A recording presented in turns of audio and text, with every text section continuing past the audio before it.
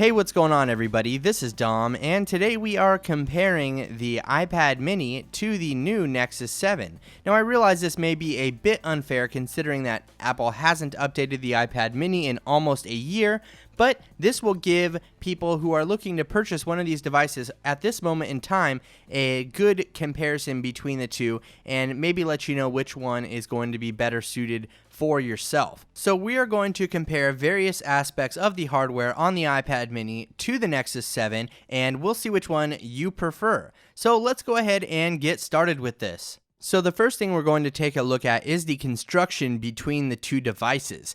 Now, Apple is known for their premium look and feel by going with aluminum on their iOS devices, and the Nexus 7 actually has a plastic body. Now, that's not necessarily a bad thing, but in my opinion, you definitely have more of a premium feel when it comes to the aluminum compared to the plastic unibody shell. But with that said, you also have to compare the price between the two. The iPad mini is going to cost you $100 more for that premium feel of the aluminum body. Now let's take a look at the height comparison. Now both of these devices are exactly the same height. They're both 200 millimeters or 7.87 inches tall. So there's not a big difference at all when you compare the height of the devices, but when it comes to the width, you can definitely see that the iPad mini is much wider than the Nexus 7, coming in at 5.3 inches, while the Nexus 7 is only 4.48 inches wide. Now, when taking a look at the depth of the devices, the iPad mini is only 0.28 inches thin,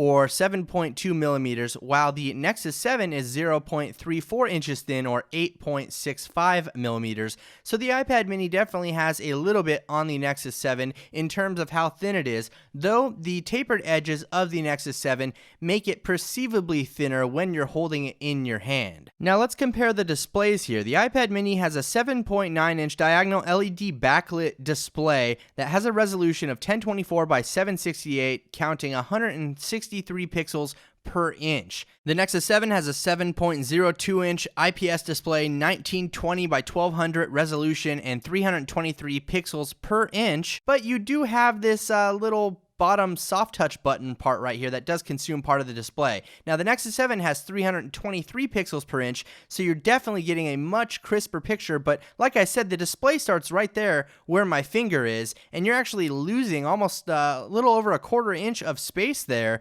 with those buttons at the bottom. Now like I said, the Nexus 7 definitely has a higher resolution, and that is very apparent once you're looking at both of the devices side by side. Now the higher pixel density on the Nexus 7 is especially going to make a big difference when it comes to reading text or ebooks, things like that, and you'll have a much clearer picture. Using a macro lens, I went up and close with the displays of the two devices, and here you have the iPad mini. You can definitely see the squared pixels there on the display, and when we take a look at the Nexus 7 here, it's a lot cleaner. I mean, you can still see the pixels when you're this close up, but you can tell the difference immediately between the two displays here. Taking a look at the bottom of the device, we have our micro USB and our lightning connector, and then we also do have speakers on the bottom of each device. Now, the Nexus 7 actually has a speaker on the top here, and this may be important to you or it may not, but it's definitely a notable feature here. Taking a look at the side of the devices, on the Nexus 7 we have a lock button here, and then we have our volume rockers, and I believe that little hole is a microphone hole there on the side. On the iPad mini we have our mute switch, and then we have a set of volume controls right beneath that with our lock button on the top. On the top of the devices, you'll notice both of them do have headphone jacks here, the Nexus 7 being on the opposite side from the iPad mini. And then, of course, the iPad mini has its microphone on the top side right here. The next thing you may notice between these two miniature tablets is that the iPad mini has a home button here, and that will allow you to wake up the screen and unlock the device using the slider. Now, the Nexus 7 has no physical button on the front bezel there, so in order to unlock the device or to wake the screen, you're going to have to use that lock button there. That's on the side because nothing you do on the screen here at the moment will wake it up. Now that brings me to my next point here. With the iPad mini, we can use a smart cover or the same functionality in another case to sleep and wake the device. Now what I noticed on the Nexus 7 is it does also have that same functionality, but it's in a different location, and of course you'll need a compatible accessory to be able to do that. But as you can see right here, I can easily sleep and wake the device using the iPad mini's smart cover on the opposite side of the screen. So like the iPad mini, with the Nexus 7, you'll have to purchase an additional accessory to get that functionality. Now, as far as hardware notifications go, you don't have anything on the iPad mini, but on the Nexus 7, we do have this little glowing notification pulse light right here, which will let you know that you have notifications waiting on your device to be addressed. Now, like I said, there's nothing on the iPad mini that will do this, except of course the screen lighting up, showing you a notification there when you receive one. As far as the rear cameras are concerned, both of these devices, the Nexus 7 and the iPad mini, have 5 megapixel cameras that will shoot 1080p video. Now, as far as the quality goes, we will definitely be doing a quality comparison